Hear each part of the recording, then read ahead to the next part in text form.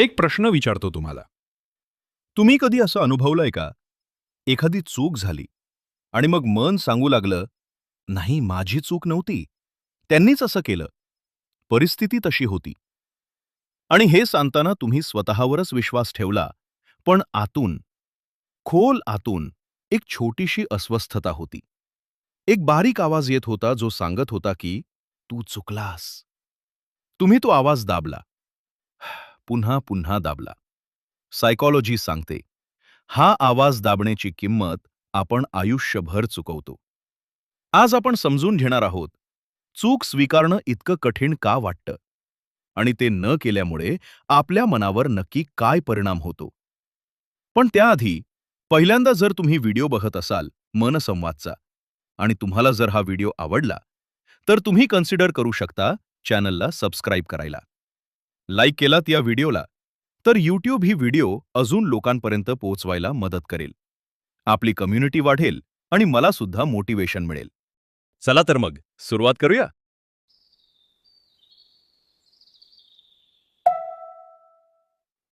Ego आणि चूक, मनाचं पहिलं सत्य. सायकॉलॉजीमध्ये सिग्मंड फ्रॉइड यांनी एक महत्वाची गोष्ट सांगितली. आपल्या मनाचा एक भाग असतो ज्याला आपण इगो म्हणतो. हा इगो नेहमी स्वतःची एक पॉझिटिव्ह इमेज जपण्याचा प्रयत्न करतो आणि जेव्हा आपण चुकतो तेव्हा ती इमेज धोक्यात येते. मग इगो काय करतो? तो आपल्याला डिफेंड करतो, स्वतःला वाचवतो. याला सायकॉलॉजीमध्ये म्हणतात इगो डिफेन्स मेकॅनिझम्स. यातलाच एक मेकॅनिझम आहे रॅशनलायझेशन. म्हणजे आपण चुकीच्या गोष्टीसाठी लॉजिकल वाटणारी कारणं शोधतो. मी असं केलं कारण त्याने आधी असं केलं म्हणून. हे सगळं रॅशनलायझेशन आहे. आणि हे इतकं ऑटोमॅटिकली होतं की आपल्याला कळत सुद्धा नाही आपण हे करतोय. म्हणजे चूक स्वीकारणं कठीण आहे कारण ते आपला स्वभाव आहे असं नाही. ते आपल्या मनाचं एक ऑटोमॅटिक प्रोटेक्शन सिस्टम आहे. कॉग्निटिव्ह डिसोनन्स, मनातला संघर्ष. हे काय असतं?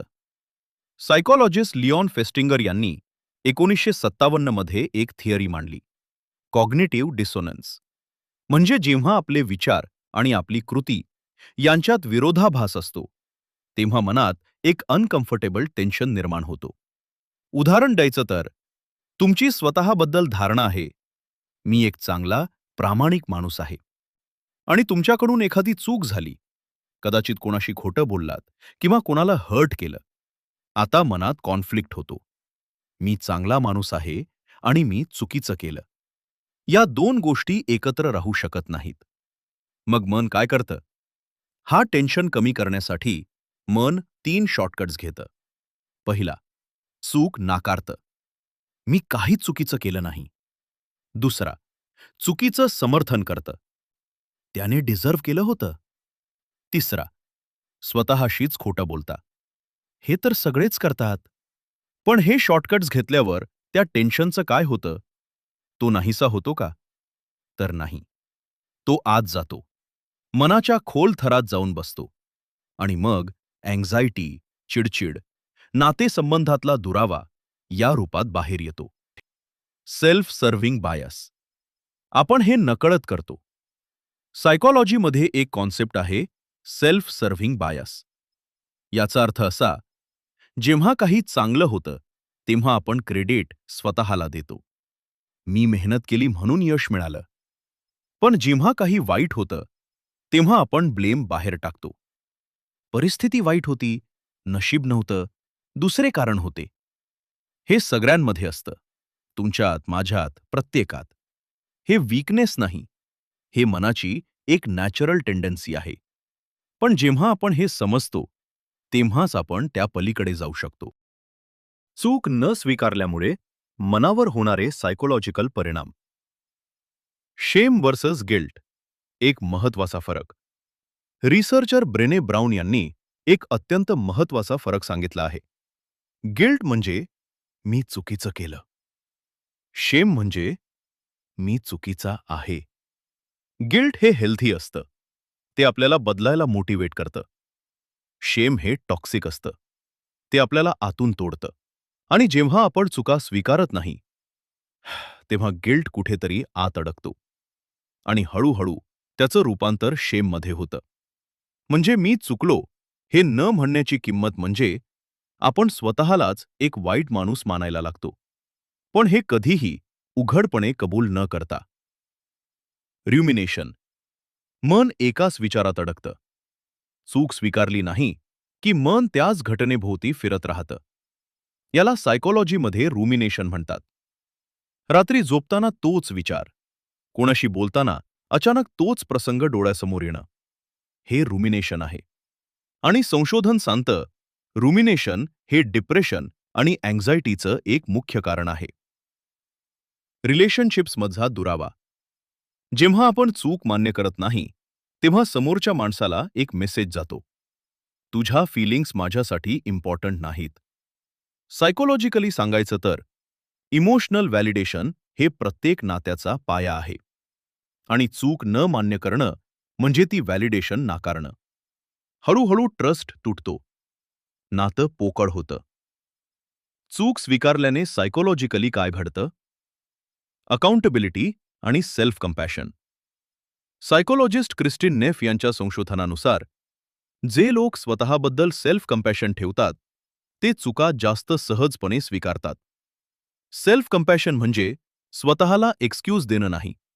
सेल्फ कंपॅशन म्हणजे मी चुकलो, पण मी एक माणूस आहे. माणूस चुकतो, मी यातून शिकेन. जे लोक स्वतःशी कठोर असतात ते पॅराडॉक्सिकली चुका जास्त लपवतात. कारण चूक मान्य केली की मन स्वतःला खूप जड शिक्षा देतं आणि ती शिक्षा टाळण्यासाठी मन चूकच नाकारतं. म्हणजे सेल्फ कंपॅशन शिकलात तर चुका स्वीकारणं सोपं होतं. न्यूरोलॉजिकली मेंदूत काय बदल होतात? न्यूरोसायन्स सांगतं, जेव्हा आपण चूक मान्य करतो आणि त्याची जबाबदारी घेतो तेव्हा मेंदूचा प्रीफ्रंटल कॉर्टेक्स ॲक्टिवेट होतो. हा भाग रॅशनल थिंकिंग, प्रॉब्लेम सॉल्व्हिंग आणि इमोशनल रेग्युलेशनसाठी जबाबदार असतो. म्हणजे चूक मान्य करणं हे लिटरली मेंदूला अधिक क्लिअर आणि बॅलन्स्ड बनवतं. आणि जेव्हा आपण चूक नाकारतो तेव्हा ॲमिग्दाला ॲक्टिवेट होतो. हा भाग फिअर आणि थ्रेट रिस्पॉन्ससाठी जबाबदार आहे. आपण डिफेन्सिव्ह होतो, रिॲक्टिव्ह होतो. थोडक्यात, चूक स्वीकारणं म्हणजे मेंदूला शांत करणं आणि चूक नाकारणं म्हणजे मेंदूला सतत अलर्ट मोडमध्ये ठेवणं. चुका स्वीकारायला कसं शिकायचं? स्टेप 1. पॉज करा. रिॲक्ट नाही. चूक झाल्यावर लगेच डिफेंड करण्याची इम्पल्स येते. ती इम्पल्स ओळखा. एक दीर्घ श्वास घ्या. मनाला थोडा वेळ द्या. सायकोलॉजीमध्ये याला इमोशनल रेग्युलेशन म्हणतात. जेव्हा आपण पॉज करतो तेव्हा ॲमिग्डालाची रिॲक्शन कमी होते आणि प्रीफ्रंटल कॉर्टेक्सला काम करायची संधी मिळते. स्टेप 2. सेल्फ अवेअरनेस वाढवा. स्वतःला विचारा, मी आत्ता खरंच डिफेंड होतोय की खरंच चूक नव्हती? हे डिस्टिंग्विश करणं सुरुवातीला कठीण वाटेल, पण हीच सेल्फ अवेअरनेस आहे जी इमोशनल इंटेलिजन्सचा गाभा आहे. स्टेप 3. गिल्ट आणि शेम वेगळे ओळखा. जेव्हा चूक झाल्यावर वाटतं, ही कृती चुकीची होती, हे गिल्ट आहे. त्याला स्वीकारा. त्यातून शिका. जेव्हा वाटतं, मीच वाईट आहे, हे शेम आहे. तिथे सेल्फ कंपॅशन आणा. स्वतःला सांगा, मी माणूस आहे.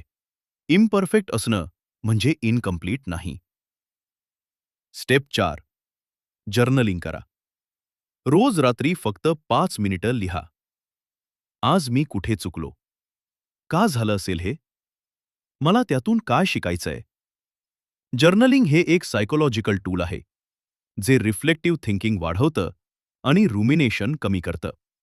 संशोधन सांगतं की नियमित जर्नलिंग अँक्झायटी आणि स्ट्रेस लक्षणीयरित्या कमी करतं. स्टेप 5. अकाउंटेबिलिटी पार्टनर ठेवा. एखादी विश्वासू व्यक्ती, मित्र, जोडीदार, मेंटॉर, जिच्याशी तुम्ही ऑनेस्टली बोलू शकता, ज्याच्याजवळ तुम्ही म्हणू शकता, मी चुकलो. सोशल अकाउंटेबिलिटी हे बिहेवियर चेंजमध्ये खूप पॉवरफुल टूल आहे, असं सायकोलॉजी सांगतं. ग्रोथ माइंडसेट आणि चुका. कॅरॉल ड्वेक यांचं संशोधन. सायकोलॉजिस्ट कॅरोल ड्वेक यांनी ग्रोथ माइंडसेट ही कॉन्सेप्ट मांडली. फिक्स्ड माइंडसेट असलेले लोक मानतात, माझ्या क्वालिटीज फिक्स्ड आहेत. त्यामुळे चूक म्हणजे मी कमी आहे हे सिद्ध होतं. ग्रोथ माइंडसेट असलेले लोक मानतात, प्रत्येक चूक म्हणजे शिकण्याची संधी. मी यातून डेव्हलप होऊ शकतो.